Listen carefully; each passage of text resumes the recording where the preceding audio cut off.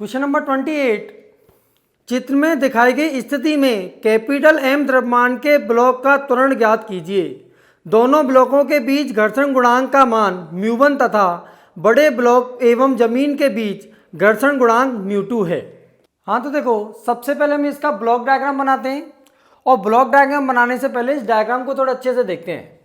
इस डायग्राम में इस ये स्मॉल m है, इसकी वजह से नीचे क्या लग रहा है mg। अगर ये इस स्मॉल m की वजह से नीचे mg लग रहा है तो ये नीचे जाएगा, नीचे जाए तो यहाँ से रस्सी टाइट होगी तो यहाँ से भी इधर खींचेगी, यहाँ से इधर खींचेगी तो बड़ा वाला कैपिटल M इधर जाएगा। ठीक है, कैपिटल M जब इधर जाएगा तो स्मॉल m भी उसके साथ साथ इधर जाएगा क्योंकि जुड़े हुए हैं दोनों। ठीक है, रस्सी में तनाव कितना मानते हैं हम T। ये रस्सी में तनाव T, तो यहाँ पर भी कितना तनाव हो जाएगा, T हो जाएगा। इधर भी तनाव कितना हो गया, T हो गया। यहाँ पर भी देखेंगे तो तनाव कितना T, इधर भी तनाव T, नीचे भी तनाव T और ये भी तनाव कितना T। इस तरह से रस्सी में हर जगह पर तनाव ले लिया। ठीक है, अब हम क्या मान रहे हैं, देखो अगर ये बड़ा वाला बड़ा M अगर x आगे बढ़ा, कितना आगे बढ़ा x, जैसे अगर ये x आगे बढ़ेगा तो देखो यहाँ से x रस्सी ढीली होगी और x ऊपर से रस्सी ढीली होगी तो ये छोटा वाला 2x नीचे आएगा। जब ये x आगे बढ़ेगा तो छोटा वाला क्या 2x आगे आ जाएगा, तो छोटा वाला देखो कितना आ गया नीचे 2x।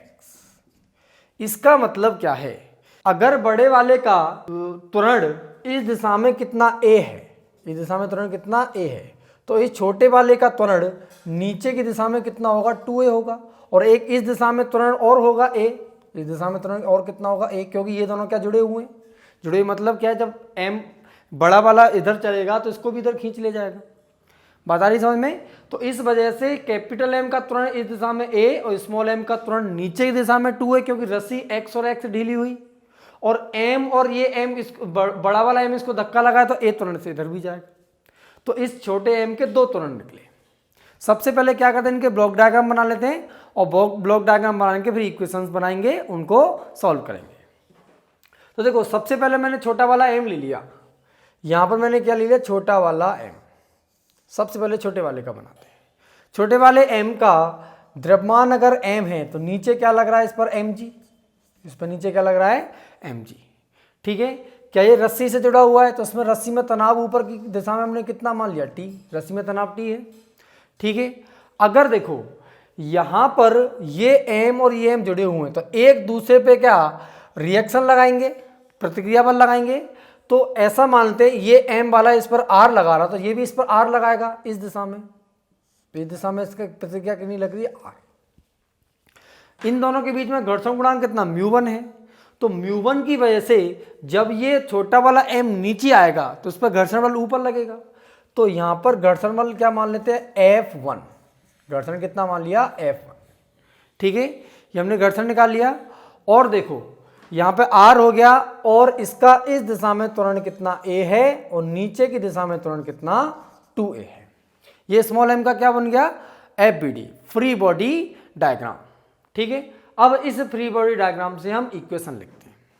देखो इसका इस x दिशा में अगर बल की बात करें तो कितना बल है R और त्वरण कितना A, द्रव्यमान कितना m। x दिशा में केवल बल R ही है तो R कुल बल बराबर ma, m और त्वरण कितना इसका a, r बराबर ma हो गया। ठीक है, अच्छा F1 की बात करेंगे, घर्षण बल F1, तो F1 के लिए देखो प्रतिक्रिया बल क्या r लग रही है, तो F1 क्या हो जाएगा μ1 इंटू r, कितना हो गया μ1 इंटू r, और r का मान ma है तो μ1 ma, ये क्या हो गया F1 हो गया। इसके बाद देखो हम y दिशा में देखते हैं तो नीचे क्या लग रहा है mg, ऊपर लग रहा है T और F1 और नीचे की दिशा में त्वरण कितना है 2A, तो नीचे की दिशा में कुल बल बराबर m इंटू 2A हो जाएगा। नीचे की दिशा में कुल बल कितना mg माइनस के T माइनस के F1, माइनस के F1 बराबर कितना हो जाएगा m इंटू 2A, क्योंकि नीचे की दिशा में त्वरण कितना है 2A दिया हुआ है। यहां से देखेंगे क्या हो गया mg माइनस के T माइनस F1, F1 क्या हो जाएगा μ1 ma, μ1 ma बराबर 2ma। इसको हम क्या मानते हैं, समीकरण नंबर 1। इसको हमने क्या मान लिया, समीकरण नंबर 1 मान लिया। ठीक है ना। अब हम बड़े वाले का फ्री बॉडी डायग्राम बना लेते हैं। यहां पे देखो हम बड़ा वाला ब्लॉक लेते हैं। इस बड़े वाले ब्लॉक का द्रव्यमान कितना है, कैपिटल एम, और कैपिटल एम अगर द्रव्यमान है तो सबसे पहले क्या हम mg लगा लेते हैं। इस पे नीचे कितना बल लगा, mg। ठीक है, इस पे नीचे बल mg लगा। अगर इस पर नॉर्मल की बात करते हैं तो देखो ये नीचे अगर mg लगे तो ऊपर नॉर्मल लगेगा, ऊपर क्या मान लेते हैं, नॉर्मल n। ठीक है, उसके बाद ये दोनों जब जुड़े हुए थे, कैपिटल एम स्मॉल एम पे आर इधर रिएक्शन लगा रहा था, ये इधर रिएक्शन लगाएगा तो इस पर इस दिशा में रिएक्शन कितनी लगी, आर। ये कितना रिएक्शन लगी, आर, और आर का मान निकाल चुके हैं कितना, एम ए दिया हुआ है। ठीक है ना, इधर रिएक्शन लग गई। इसके बाद देखो इस पर देखो F1 ऊपर की दिशा में घर्षण बल लगाया तो इस पर घर्षण बल क्या नीचे लगेगा, तो इधर घर्षण बल क्या मान लेते हैं, नीचे की दिशा में कितना बल लगेगा, F1। ये F1 का मान कितना, μ1 इंटू एम ए, इसका मान कितना है, μ1 इंटू एम ए। ये इतना बल क्या लग रहा है, नीचे की दिशा में लग रहा है। ठीक है ना। इस पर जब ये ब्लॉक ए त्वरण से इधर जा रहा है तो इस पर नीचे वाली सतह की वजह से घर्षण पीछे लगेगा। पीछे की दिशा में घर्षण बल कितना मानते हैं हम, F2। इस दिशा में घर्षण बल कितना मान लिया हमने, F2। ठीक है, अगर इसका नॉर्मल कितना n है तो F2 कितना हो जाएगा, μ2 इंटू एन। ये होगा कितना, μ2 इंटू एन। ठीक है, और देखो यहां पर ये वाली जो पुली है क्या इससे कनेक्टेड है, तो जो बल पुली पर लग रहा है वही बल इस पर लग रहा है, क्योंकि अगर इससे जब जुड़ी हुई है तो नीचे टी लग रहा है, इधर भी टी लग रहा है, तो इस दिशा में कितना बल लगा, टी। इस दिशा में बल कितना लगा, टी, और नीचे की दिशा में बल कितना लगा, टी। इधर भी टी लग रहा है और इधर भी टी लग रहा है। ठीक है, और रस्सी यहां पर भी जुड़ी हुई है तो इस दिशा में बल कितना लग रहा है, टी लग रहा है, तो इस दिशा में हम क्या लगा देते हैं, बल लगा देते हैं कितना, टी। ये हो गया कितना, टी। ठीक है, अब देखो यहां पर सबसे पहले हम क्या नॉर्मल निकालते हैं, क्योंकि घर्षण के सवालों को करने के लिए नॉर्मल निकालेंगे तभी तो घर्षण बल निकाल पाएंगे। तो नॉर्मल निकालने के लिए देखो ऊपर की दिशा में क्या लग रहा है, एन नॉर्मल, और ऊपर की दिशा में क्या लग रहा है, और तो कुछ नहीं लग रहा। नॉर्मल बराबर ये कितना, कैपिटल एम जी प्लस ये कितना, F1 प्लस कितना, F1 ये नीचे लग रहा है, ये टी भी नीचे लग रहा है, प्लस कितना, टी। F1 कितना है, μ1 m इंटू ए। ठीक है, तो यहां से n हो जाएगा कितना, mg प्लस F1 कितना, μ1 m a, यहां पे मान दिया हुआ है, और t। ये क्या होगा, नॉर्मल हो गया। इसके बाद अगर हम F2 निकालें तो F2 का मान को कितना हो जाएगा, μ2 इंटू एन। F2 कितना हो जाएगा, μ2 इंटू एन। तो यहां से देखो F2 बराबर μ2 इंटू एन, एन इसमें क्या μ2 का मल्टीप्लाई कर दें तो μ2 capital M G plus μ2 M A plus μ2 into T. ये घर्षण बल किस में लग रहा है, इस पर, ये वाला घर्षण बल। ठीक है, ये वाला ब्लॉक इस दिशा में कितने त्वरण से जा रहा है, ए त्वरण से, और ये हमें ए त्वरण ही निकालना है। इस दिशा में कितने त्वरण से जा रहा है, ए त्वरण से। अगर इस दिशा में जा रहा है तो इस दिशा में कुल बल कितना लग रहा है, टी, और ये कितना, टी। इसके विपरीत बल लग रहा है कितना, F2 और कितना, R। ठीक है, तो हम यहां पे क्या समीकरण बनाएंगे, ये T और ये T कितना हो गया, 2T। इस दिशा में बल हो गया 2T, और ये रोक रहा है, ये भी रोक रहा है, माइनस के, नहीं ये नहीं, ये वाला माइनस के F2 माइनस के कितना, R बराबर m इंटू ए। ये त्वरण हो गया, ये कितना हो गया, 2T माइनस के F2 का मान ये दिया हुआ है, कितना दिया है, μ2 mg, माइनस है तो सब जगह माइनस हो जाएगा, माइनस के μ2 ma प्लस μ2 t।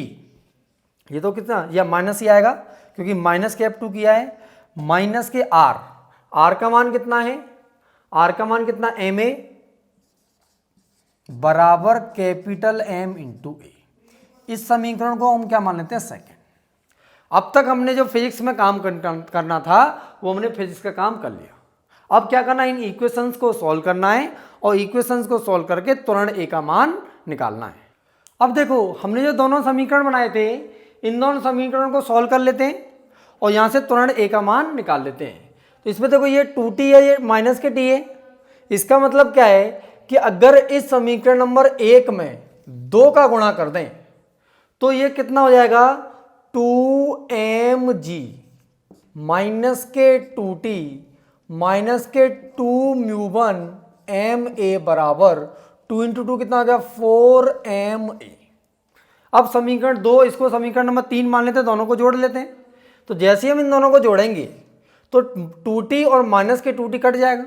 तो देखो यहाँ पर कितना बचा 2mg, कितना बचा 2mg, ये कट गया, माइनस के μ2 कैपिटल mg, माइनस के μ2 कैपिटल mg, माइनस के μ1 μ2 ma, माइनस के μ1 μ2 ma, माइनस के μ2 t, माइनस के ma, और ये कितना 2t से 2t कट गया। तो देखो 2mg हमने ले लिया है, ये लेंगे कितना माइनस के 2μ1 ma बराबर ये capital ma plus 4 small ma। Equation थोड़ी सी बड़ी होगी, दोबारा चेक कर लेते हैं। यहाँ पे देखो 2t से 2t कट गया, 2mg ले लिया हमने, माइनस के 2μ2g ले लिया, ये भी माइनस के μ1 μ2 ma ले लिया, माइनस के μ2t ले लिया, माइनस के ma ले लिया। इधर से देखते हैं तो देखो 2μ1 ma इक्वल टू, इन दोनों को जोड़ेंगे तो capital ma plus 4 small m into a। यहाँ से समीकरण आ गया।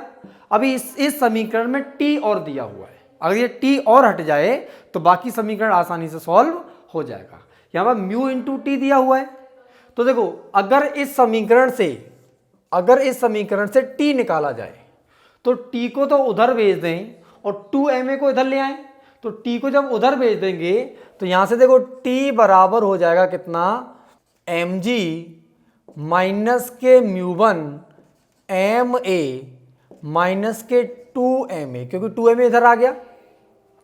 और यहां पे कितना μ2t दिया हुआ है, अगर यहां से μ2t निकालें μ2t तो हो जाएगा μ2 mg माइनस के μ1 μ2 ma माइनस के μ1 μ2 ma माइनस के 2ma, इसमें भी μ2 का गुणा होगा तो ये कितना 2 μ2 ma, ठीक है ना। μ2t, इस μ2t का मान और रख देते हैं जिससे t हर जगह पूरे समीकरण से गायब हो जाएगा।